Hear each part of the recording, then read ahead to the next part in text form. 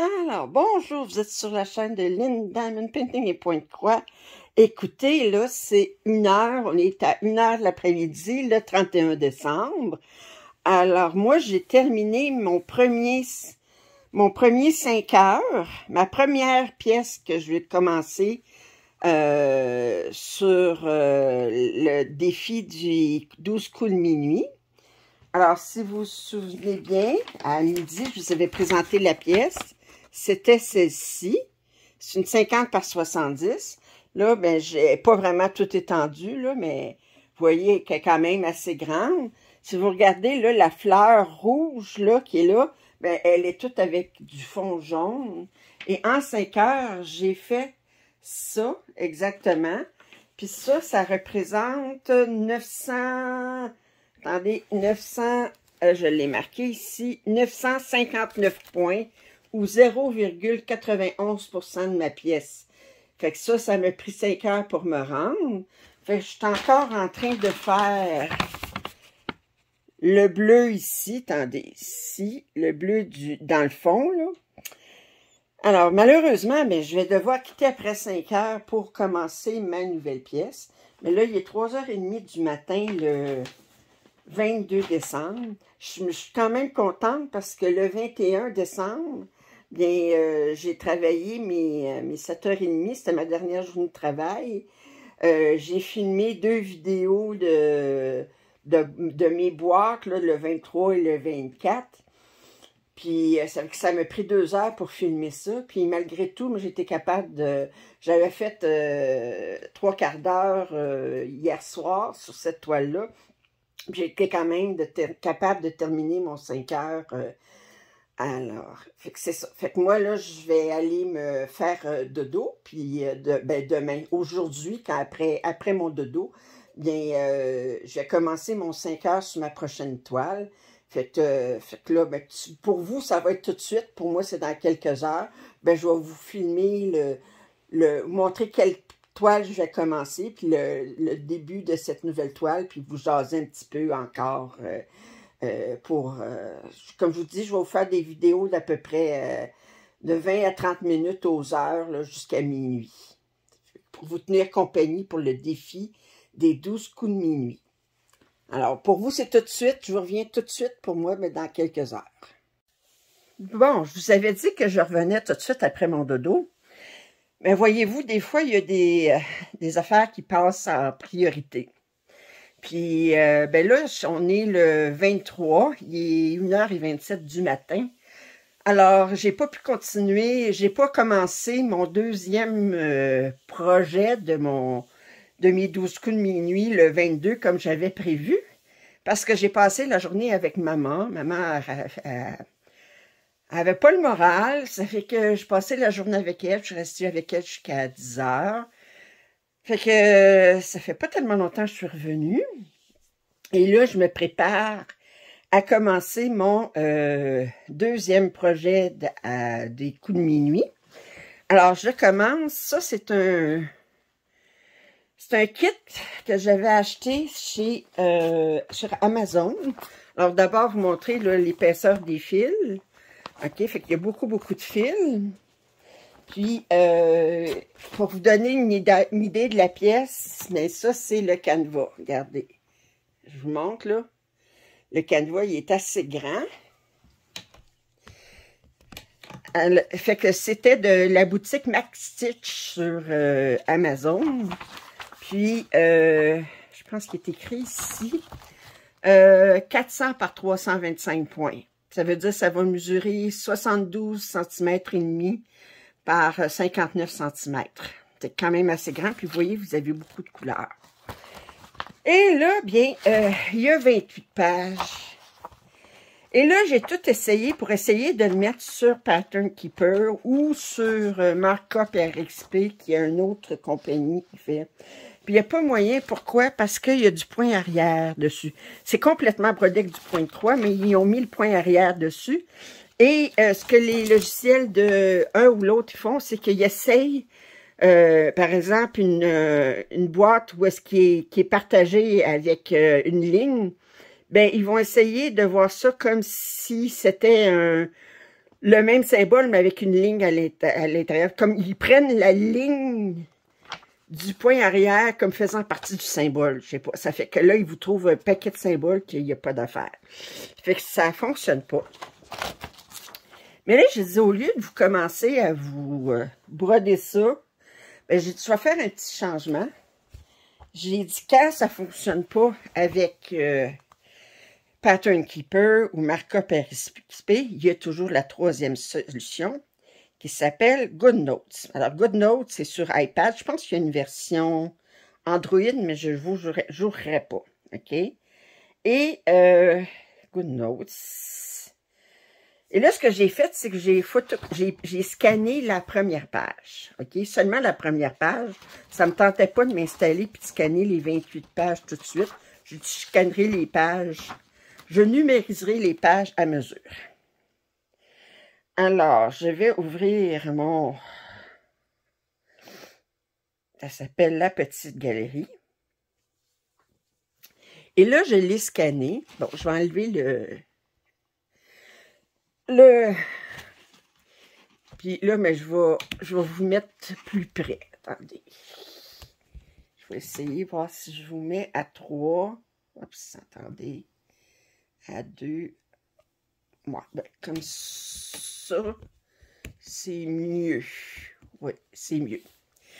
OK, alors, ce qu'on peut faire avec GoodNotes, c'est qu'on a deux modes. Puis là, ben, je vais juste vous montrer ça rapidement.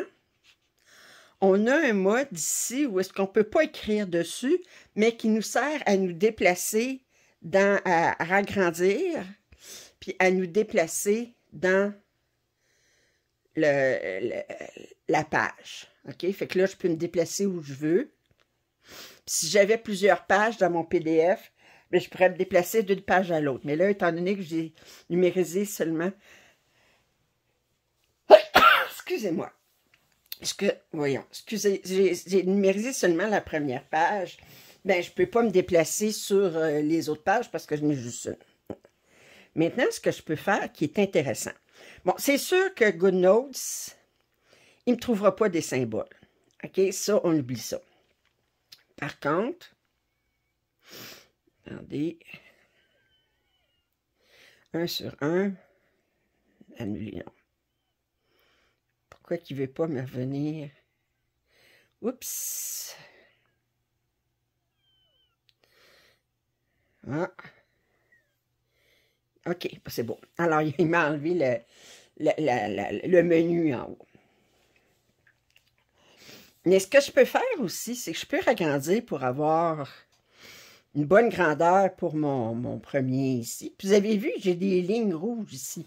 Parce que moi, je travaille en diagonale. J'ai dit ça, c'est des lignes que j'ai rajoutées. Alors, on peut aller peser sur le petit bouton ici. Comme ça.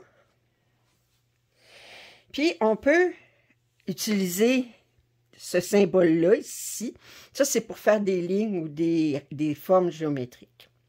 Et là, j'ai choisi de faire ma ligne mince et de la faire rouge. Et là, je vais revenir ici, je vais agrandir encore plus ici. Puis là, je peux faire une ligne diagonale de mon coin ici à ici.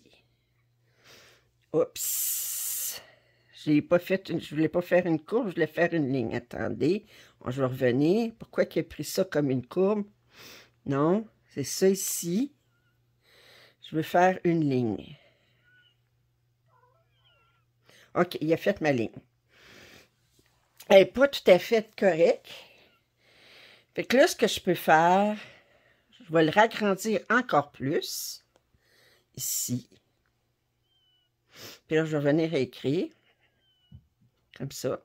Puis je vais aller peser ici. Puis là, vous voyez, il y a un petit bouton bleu. Mais là, je vais aller le mettre. Je vais aller prendre mon petit bouton bleu. Oups. Ici. Non, c'est pas ça que je voulais faire. C'est pas évident. Oups. Ici. Puis le déplacer. Oups.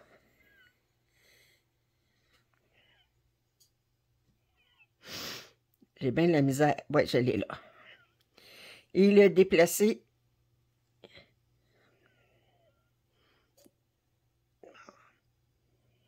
Oui, je l'ai là. Puis là, j'essaye de le déplacer pour qu'il soit directement.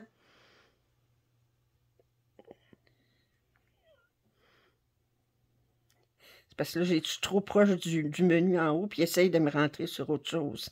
C'est pas ça que je voulais faire.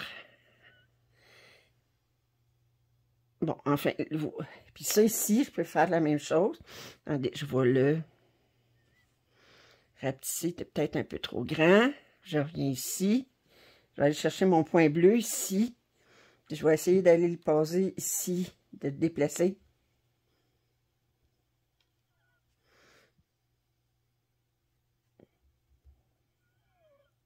OK, bon. Alors, de le déplacer pour qu'il aille vis-à-vis le coin.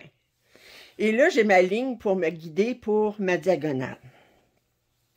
Mais ce qui peut être intéressant aussi, fait que là, je vais me redéplacer au début de mon point de croix. Fait que je viens ici pour me déplacer. Puis là, ben, je vais commencer à faire ça ici. Mais là, si je m'en viens ici, c'est sûr, ça ne me trouvera pas les symboles. Puis ça ne me marquera pas automatiquement les symboles. Mais je peux l'utiliser pour surligner mes symboles. Alors, le surligneur, attendez, c'est celui-là. Puis là, je vais le surligner en vert quand c'est... Puis là, je vais... couleur du surligneur. Puis ensuite, je vais faire ça ici. Attendez. Ça ici. Bon, là, je vois qu'il n'est pas assez gros. Fait que je vais le mettre plus gros. Bon, là, il est peut-être un peu trop gros. Mais là, c'est ça. Là, je peux faire ça ici, il est fait. Non, je trouve qu'il est trop gros. Fait que là, je vais revenir. Je vais enlever ça. Je vais enlever ça. Je vais l'enlever. Bon, alors, c'est le surligneur. Oui. Ça ici. Je peux aller ici. Je peux faire ça ici. Aller marquer ça ici. Mon symbole ici. Ça, ça. Comme ça. Puis dire, bon, j'ai fait ça. Puis j'ai fait ça. Bon. Puis là, étant donné que je veux marquer où est-ce que j'ai mis en attente mon fil, bien, je vais le marquer en jaune, les mises en attente. Fait que je l'ai mis en attente ici. Je trouve qu'il paraît pas beaucoup, hein. Je pense que je le mettrais-tu en bleu?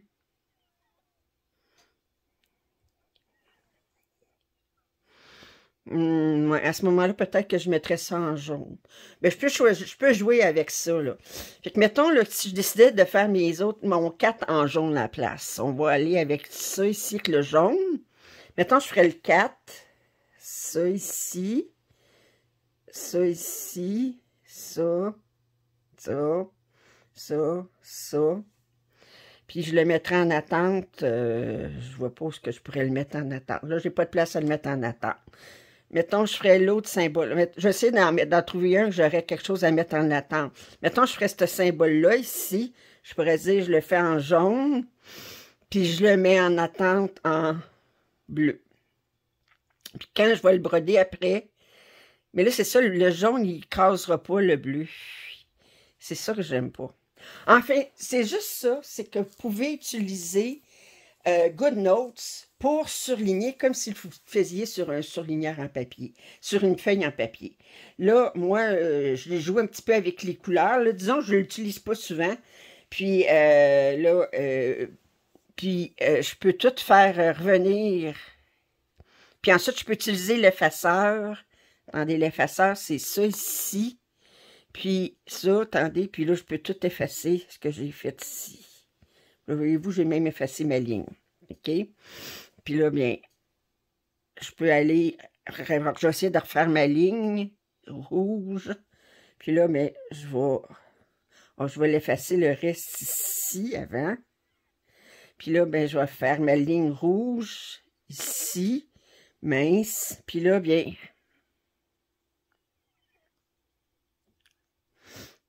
voyez-vous? Puis là, je peux prendre ça, oups, puis le déplacer. Comme ça. Alors là, mais ma ligne est faite. J'aurais pu utiliser ça aussi. Alors, vous avez l'idée de ce qu'on peut faire avec ça. Là, je vais jouer, là, probablement que pour le... Parce que pour marquer mes affaires, je pourrais utiliser le crayon aussi, ici, mettre une ligne plus large, puis dire, mettons, je mets mes affaires en bleu, est-ce que ça... Ouais, est-ce que je préfère... Parce que ça m'enlève complètement mon... Non, je préfère le surligneur. Là, je peux revenir en arrière avec ça. Fait que je préfère le surligneur. Comme ça. Fait que là, ben... Je vais rester avec le vert ou le bleu. Est-ce que je pourrais, si je fais du bleu, puis ensuite que je mets en attente avec du vert, quand je vais le faire après, est-ce que mon vert va disparaître? On dirait que les deux couleurs se mélangent. Il faudrait que je trouve une autre façon. Ou est-ce que je peux faire un point juste avec mon... Je suis en train de m'amuser, là, avec mon crayon. Puis dire, tout ce que je vais faire, c'est je vais faire une chose, je sais pas. Ben, c'est le style que vous pouvez vous amuser avec ça, là. Puis, enfin. Fait que là, mais c'était juste pour vous montrer comment je vais me débrouiller pour faire mon 5 heures sur ma petite guérie. Quand je vous retrouverai, ben, au deuxième coup de minuit, à 2 heures cet après-midi, bien, je vais vous montrer ma page GoodNotes. Puis à ce moment-là, ben, vous verrez de quelle façon je me suis prise finalement, après essai et erreur, de quelle façon je me suis prise. Fait qu'on se retrouve ben, dans moins d'1 heure, là, parce que là, le temps que passe ce vidéo, puis que, alors on se retrouve à 2 heures au deuxième coup de minuit. À tantôt.